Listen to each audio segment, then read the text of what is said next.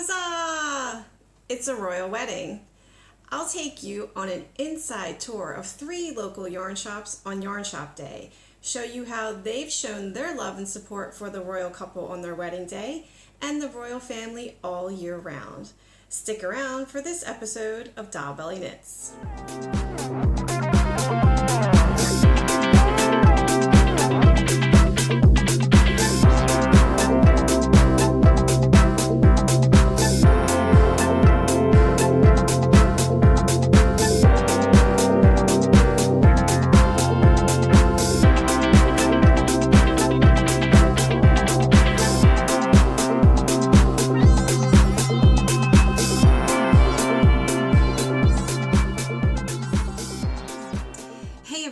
Welcome to Doll Belly Knits, the vlog devoted to knitting, crocheting, and other crafting with a highlight on reusing, recycling, and making do with what you have on hand. If you're a return viewer, thank you so much for coming back. And if you're a new viewer, I'm really excited to have you here. Other places that you can find me on social media include Instagram and Ravelry as Doll Belly. And I also have a group in Ravelry for this vlog called Doll Belly Knits. If you just go into the group tabs and search Doll Belly Knits, you'll find me and other viewers in the discussion threads chatting about what we've talked about on this episode. On this episode, I'll walk you through some of my works in progress, some of my half-finished objects, some future works in progress, as well as some works that I had to put in hibernation. Plus, I will also cover magical memories, which obviously focuses on the royal wedding and Yarn Shop Day. First, let's talk about works in progress. The first work in progress that I want to talk about is my fiery venomous tentacula. I've actually put this down for a little while and decided to pick it back up. Felt like it needed a little bit of love, and I'm excited to want to try and finish it because it's actually for me. I don't have very many objects for me, and I certainly don't have very many objects in red, which happens to be my favorite color. So anyway, I'm using the pattern called Venomous Tentacula. It is by Jennifer Dessau. Hope I'm not muddling that up too much. Of course, it's a black and white picture, so it doesn't do it justice, but you can take a look in the Ravelry webpage and just search the pattern, and you can see all kinds of finished objects done using this pattern. I am using, first off, right, got my bag in my soap sud sack. I always like to use what I have on hand, what's available, to help keep my knitting organized. This is the wool that I'm using. It's a lovely red with blacks and grays and a little bit of white in it. It is by Ripples Crafts hand-dyed yarn, and this is their reliable sock yarn base. The color is a Scent Storm. I don't think I'm pronouncing that right, but most of their colorways seem to be named after galaxies, other type of constellations and astronomical features. Really liked this yarn, liked the colorway, and when I bought it, they had it displayed with the patterns and also with a knit up sample of the pattern, so I could really visualize how this was going to turn out. And this is what I have so far. It's not much, but it's actually grown by a couple repeats, so yay me. I am using a ChowGoo 3.25 millimeter needle, which is actually 2 sizes smaller than what the pattern calls for, but I did do a swatch, believe it or not, and pretty happy with the size. It came out to the size that it should be. The pattern also calls for beads, and I picked up some beads at a local shop in town called Bead. I don't know, you probably maybe not going to be able to see it. Oh, there's one, you can see that one.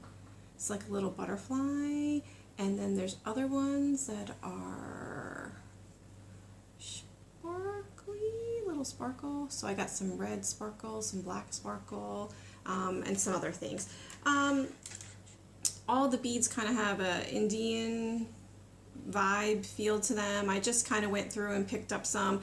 I'm beading whenever I feel like it. I'm certainly not following the pattern. Since it's new for me, I wasn't sure if I even wanted to bead it or not. Overall, I am happy with the pattern and the way it's knitting up. I'm loving using the ChiaoGoo needle. That's why I actually chose it. I really wanted to use the needles, and I didn't care that it was 2 sizes too small.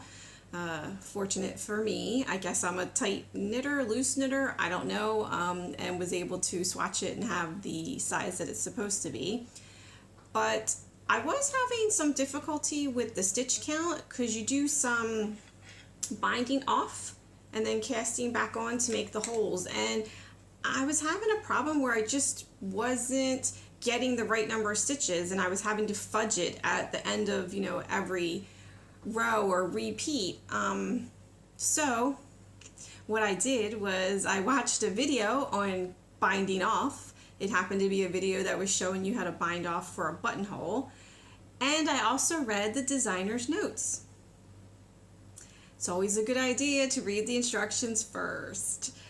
After watching the video and reading the instructions, I was able to figure out what I had been doing wrong, and now I'm getting the right number of stitches each time I bind off and cast back on, and I am a very happy camper. So, note to self, people, read the instructions. Read the instructions. Right, I will put that back inside its lovely little sack, and I will show you my next work in progress.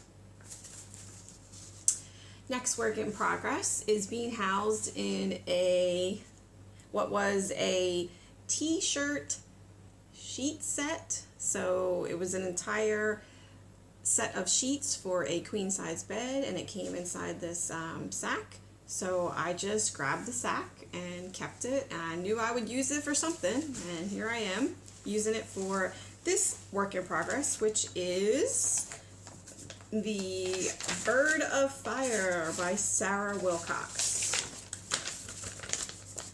Again, sorry, black and white, that's the only thing my printer does, so unfortunately these pictures won't do them justice, but again, you can always check on Ravelry to see other people's finished items and finished objects. Additionally, this is a knit-along that is being hosted by Mel Brown Podcasting. So if you want to join, it's not too late. Just go on over to Ravelry, look for her group in the Groups tab, and you will see the Bird of Fire knit-along discussion thread. The exciting bit is that with the knit-along, the designer, Sarah, is actually taking part and knitting the shawl again. So you are able to talk to her and ask her questions and interact with the designer of the pattern that you're doing. I find that super exciting. So my Bird of Fire, here's what I have so far.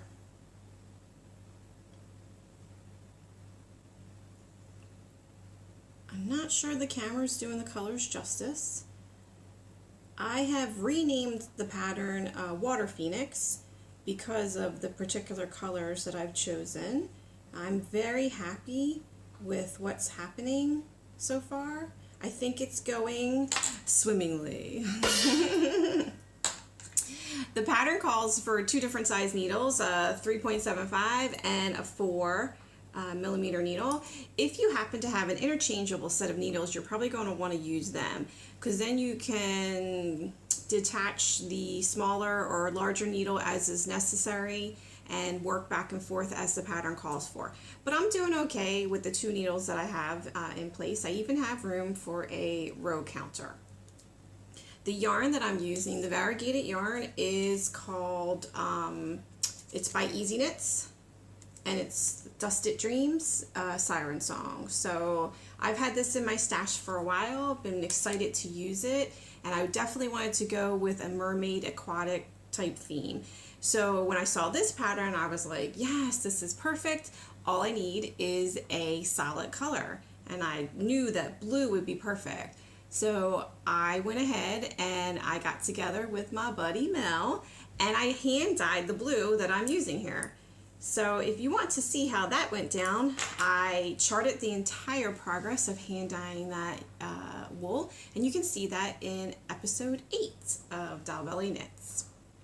But so far, I'm really loving the pattern. It's easy to knit up. It's got some technicality with having to switch the needles back and forth, but it's not so difficult that you can't follow along. Even a beginner knitter could probably follow along with this pattern.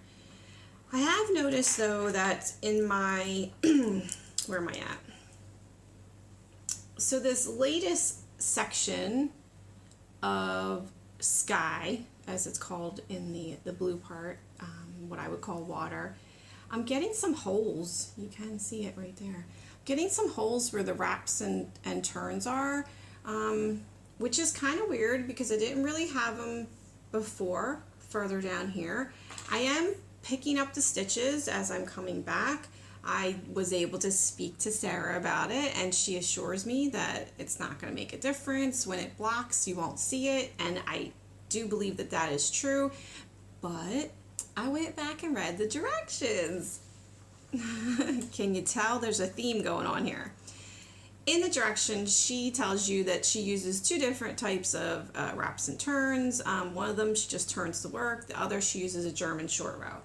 I've never done German short row. I've always done wrap and turn and then pick up the wrap stitch later on. Maybe that's just not working for me. Perhaps I should actually try to do what the designer suggests that you do. You know, follow the instructions. So going forward, I think the next section I'll give that a try, see if it makes a difference in terms of the holiness of the shawl.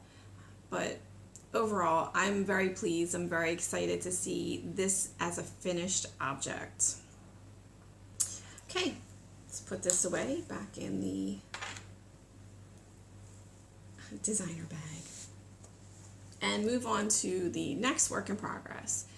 My next and last work in progress is the baby blanket that I've been working on. I'm almost done, and I have to say I'm also really dense. This baby blanket is a C2C blanket, a corner to corner blanket.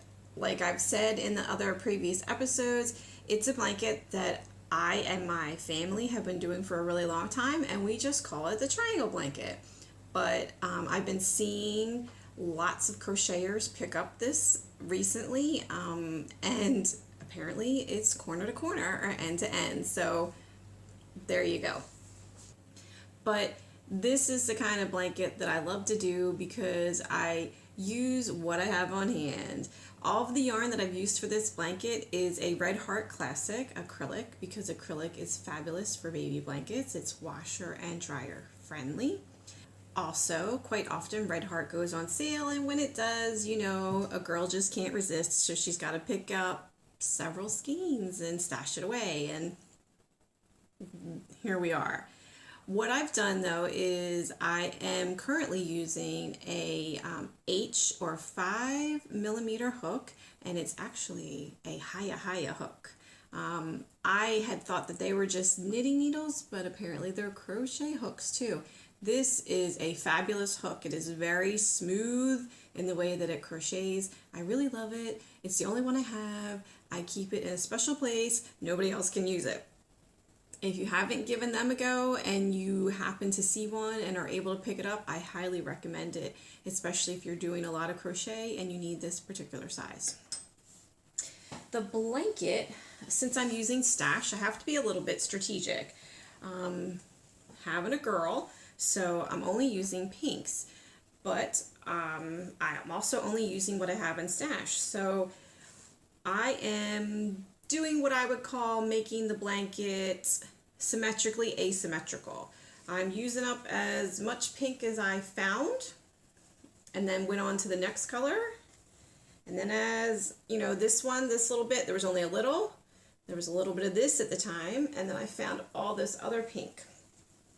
I've turned the corner, and I'm going back, and as you can see, I don't know if you can see, what I'm going to do is I'm going to do the same colors in reverse. So light pink, dark pink, variegated, a darker pink, light pink, and then here's this one again. And then I'll put the variegated in, and I'll put the rose color in, and I'll go back to the light pink. but it's diagonal, so the strips will be different widths, but they'll be in the same reverse order. So symmetrically asymmetrical. So I find that interesting. I think that's cool. I hope they find it interesting and cool. And I made it to fit the baby crib 60 by 40. So it'll be a nice thing to just lay on top as a showpiece if they want.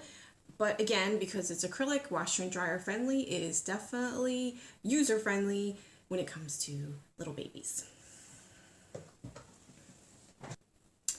Next, I want to share with you some of my ho-ho-hos, or half-finished objects. Technically speaking, baby blanket probably qualifies, but I'm going to go with these two particular projects. First one is a pair of socks that I'm keeping in my ice cream tub. These are the socks that I talked about in episode 6 because I took them on the airplane with me when I went to visit my mom. And if you would like to take a look at that episode, I talk all about airplane knitting and give you some tips and suggestions on items to take with you so that you can feel relatively confident that you're going to make it through security. These socks, I'm using a 3.75 two circular 3.75 millimeter needles to do the socks 2 at a time because I definitely suffer from second sock syndrome. But as you can see, I am well into this sock, and on the cuff I'm doing a 1x1 twisted rib, and I usually knit the socks up to 6 inches, so I probably only got 4 more inches of cuff left to do and I'll be done. This yarn is Premier brand wool-free sock yarn. I love this yarn for making socks, and I have probably used every colorway that there is, and I thought I had seen on Ravelry or somewhere that it was discontinued. I hope that's not the case. I don't know what I'll do. Probably shed a few tears, but these are for hubby, and I'm gonna have to move them up in the queue because Father's Day and his birthday are in the month of June, and that is quickly approaching. So that is first half finished object. I'll put it away in the ice cream tub. If you happen to notice, I did say that I was using a 3.75 millimeter needle for the socks, and yes, I know that's large, but that's just how I learned and that's what I did. And if you would like to know more about the genesis of how I came to using that size needle, you can take a look back in episode 3, I believe. Right. Next half finished object is, again, another pair of socks for hubby. And yes, again, I will have to move them up in the queue for the same reason. But I showed these last episode.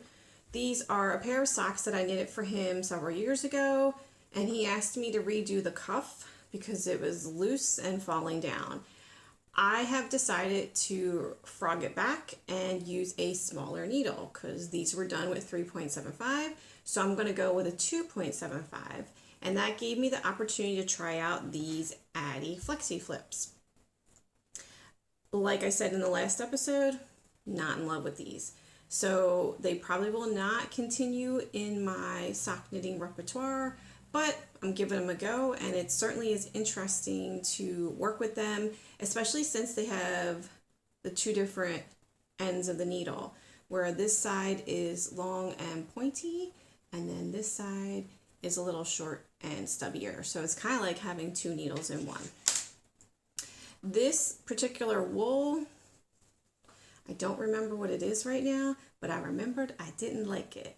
So another one of those things where this may be a half-finished object for a long time. Hopefully not, because it would be great to have it to give him for either Father's Day or his birthday.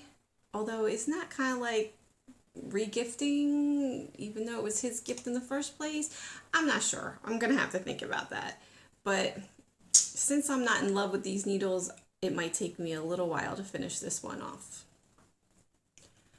Okay, next I would like to talk about some future works in progress. These are items that I haven't started yet, but they are definitely on the docket. First is I think it's about time to make some new reusable snack bags for my girls.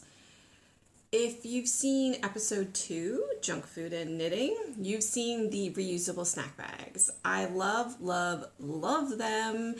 Not only are they pretty and I'm proud of the way that they look, they are an object that is useful in saving the environment. I tell the girls all the time, we're saving the planet one crisp packet at a time. I don't have any of the bags on hand to show you. I will insert pictures because the girls are currently using them. That's probably the major reason why it's time to give them an upgrade, because they've gotten a lot of use. They're kind of dirty looking a little bit, especially the Skips one because that's yellow and I think somebody spilled something on it. But additionally, the inside, the PVC plastic lining, it's cracking because I'm washing it and using it so much. So either way, I'm gonna have to do something and maybe try something completely new. I have asked and have gotten several suggestions. I'm thinking maybe a Doritos bag in black, spicy chili, I think. I've also gotten suggestions for Monster Claw crisps. That one might be a little bit difficult to pull that design off on the front. Another one that I've been given as a suggestion is squares. That I think I could do by using 2 different color blues and then adding the appliques on the top. And Whatsits. Again, that shouldn't be too bad. Should be able to use a blue and then do some top stitching for the Whatsit, or even crochet the letters and then sew them on. So I would be really interested to know if anybody has any ideas, suggestions, things that they might like to see me do in regards to reusable snack bags. So why don't you go ahead and leave a comment in the comment box down below, or you can come on over to the Ravelry group and leave a comment in the discussion thread for this particular episode. The other future work in progress that I want to talk about is beanies for charity. In episode 8, I talked about some of the ways that I am contributing to charities with my crafting, and a fellow crocheter is organizing a beanie drive. So I have made one already, and I have it here.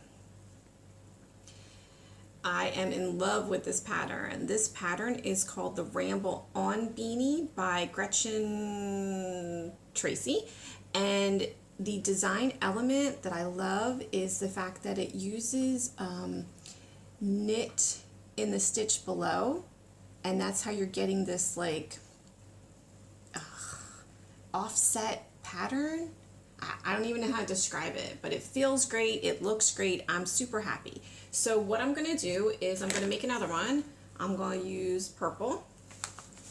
It's acrylic again because it's washer dryer friendly. This way the person who's organizing the event can gather all the beanies and scarves and wash them up before you hand them out, and it's not a problem. I am using, sorry, reaching away. I'm using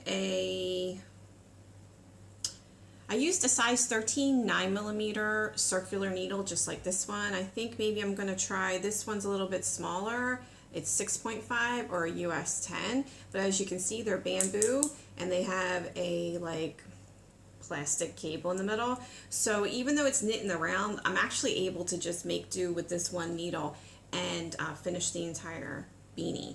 I will say though that the closure on the beanie, the decreases to close the opening, is really sharp. So I may add an extra couple rows of just knit in pattern around so that it's not as sharp as a closure, but I don't know, we'll see what happens. I think it's supposed to be a little slouchy on the head, and the sharp decrease kind of takes away from that. Regardless, I love it. I love the way it looks, and I'm really excited to be able to be doing something that is for such a good cause and using my hands, using what I have on hand to help out. Lastly, I wanted to talk about some items that I felt like I needed to put in hibernation, mainly my reclaimed wool projects. I just can't seem to get my head around what I want to do with that reclaimed wool from the sweater. So I think I'm just going to put it aside for a while and have a little think about it. And sometimes you stare at something too long and you just can't process it anymore, and that's a good time to just walk away, and that when you come back you'll be fresh and you'll have a fresh set of eyes and a fresh mind to maybe conquer or tackle the problem, is what I want to say. So that's what I've done with those two projects, with the reclaimed wool from the sweater and then the little white beanie that I plan on reclaiming the wool from. I'm just going to put them aside for a little while and let that simmer in my subconscious, and I'll see what I come up with. So you won't be seeing or hearing about them again until I have something concrete to show and share with you. Lastly, in terms of what I'm working on, is finished objects. And I have one finished object, and you've already seen it at the beginning of the show. It is my top hat fascinator. The royal wedding is this Saturday, and it's so exciting. I will say it doesn't seem to be as big of a deal as William and Kate's wedding, because I'm pretty sure, if I remember correctly, everybody had off for William and Kate's wedding. Not so much this time for Harry and Meghan, but still, you can get your heart's desire of staying tuned, finding out what's happening, what's the latest gossip. If you'd like a commemorative plate or a cup, you can get some of those too. I thought I would get in on the act by making one of these fascinators, which, to be honest, my daughter made a fascinator in school for her textiles class, and that's the only reason that I know what it's called. I've seen several weddings, I've seen some of the tiny little hats and gauzy flowers on people's heads. I had no idea that they were called fascinators, so I find that fascinating. I decided to make one and give it a go, and I used only the stuff that I had in the house. For some strange reason, I happen to have some sport weight off-white yarn. Sport weight is not something that I normally buy, but it was Red Heart Classic or Red Heart brand, so that was probably one of those things that I got on sale. So I just have some of that for the main top hat. I also used a little bit of crochet thread size 3 to make the tiny little flower, and I had some ribbon that I just put around to add that extra little top hat feel. So you can see that a little better. And believe it or not, this gauze is an unused body scrub or a body puff. You just take it apart and then you have reams and reams of this netting that you can use for other projects. And believe it or not, you can actually iron that if you're very careful with a very cool iron, and you stick it between some parchment paper. You can flatten that out so it's not as crinkly. What I've done though is I've actually wrote down everything that I did. So I'm planning on putting this together and releasing this as a pattern on Ravelry as a free download. Whether you're into the royal couple or not, I think it's a really cute little object that you could wear to a wedding that you have to attend, or probably even better, they would be really cute for hen or bachelorette parties where, the bride always has a beautiful tiara, but all her bridesmaids and friends could have these little white top hat fascinators to wear to the party as well. I hope that you'll give it a try once the pattern is out. I will definitely keep you guys informed as to when that will be. And please let me know what you think about the fascinator. Let me know if you've ever made one of your own. And I'm definitely looking forward to possibly seeing some of your own creations in the comments box and in Ravelry. Now we come to the part of the show. It's probably my favorite part of the show, and I call it Magical Memories. It's the part of the show where I tell you things that I've been doing in the past week related to knitting, crocheting, and other crafting that have been special memories either for me and my friends, or me and my family. This past week, it was Yarn Shop Day. Yarn Shop Day is an event that was started in 2014 by the Let's Get Knitting and the Let's Get Creating magazines, and since then it has taken off. I decided to visit 3 of the local yarn shops, local to me, to see how they were celebrating this particular special day. I took a lot of photos, so I'm going to insert them in the video here. The first store that I went to was Yarn Etc. Despite having to postpone their celebration for Yarn Shop Day, Yarn Etc. in Harrogate had an excellent window display showing their love and support for the royal couple. The shop itself is light and airy and packed full of lots and lots of wool. The owner, Fiona, also has a wide array of needles and notions, as well as books and knitting and crocheting kits all ready to go. This retail space is well known in town for being a knitting and wool shop. However, Fiona, who took over the shop 2 years ago, has added classes and welcomed knitting circles into her heart. In the center of the shop is a long table that is used not only for display, but for these new to the area classes and knitting circles. The next store that we went to was Knitting Pretty. Knitting Pretty, located in Knaresborough and in the shadow of the castle, went all out on Yarn Shop Day. Their window display also took its inspiration from the upcoming royal wedding, and the town crier was even on hand for the unveiling.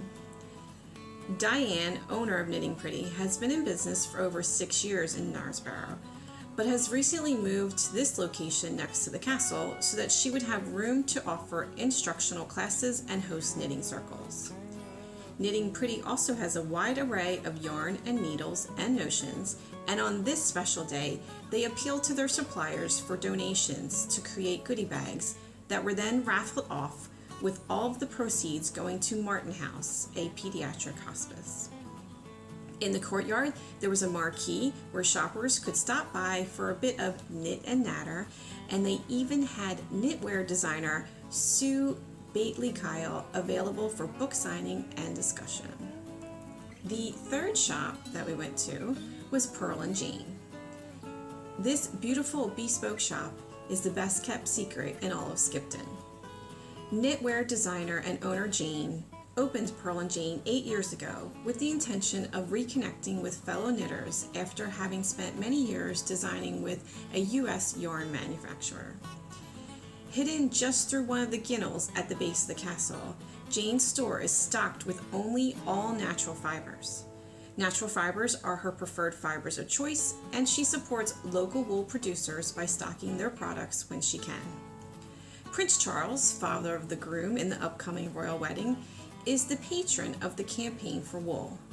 The purpose of the campaign, started in 2010, is to expand the market for British and Commonwealth wool and promote awareness of its environmental benefits.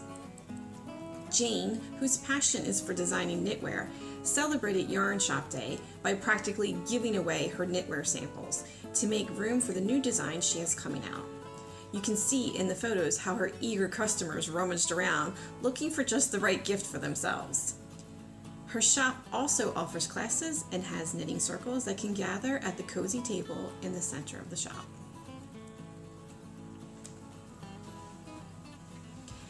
Me and my family had a really great day going to all the yarn shops from town to town because all the towns are just lovely and picturesque, and I got to squish a whole bunch of wool, and it didn't hurt that it was market day in Skipton, so the girls were able to pick up a few little lovely things for themselves.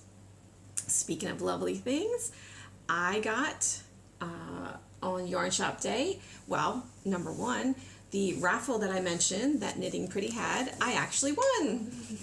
This was one of the items that they got and we're giving away. It is a make your own scarf. It's a knitting loom. So that was just absolutely outstanding and exciting to me because I never win anything.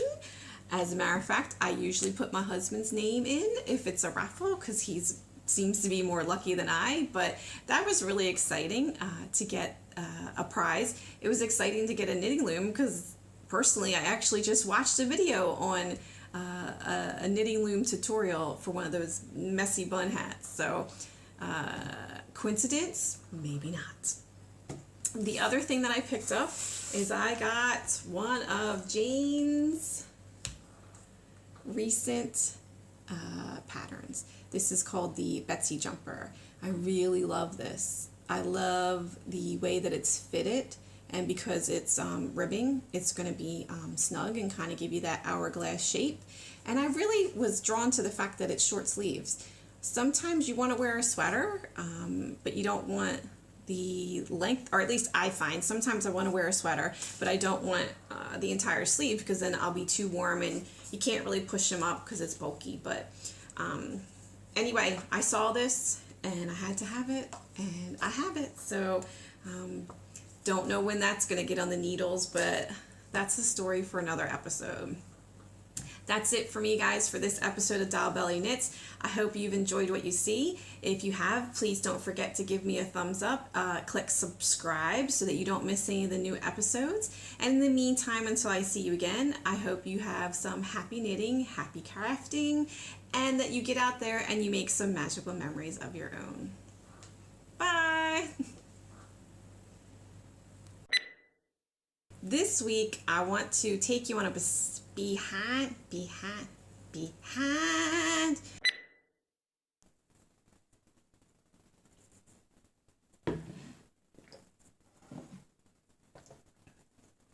Water and coffee. At a Fisher House, which is a local veterans medical blah blah blah blah blah blah blah blah blah.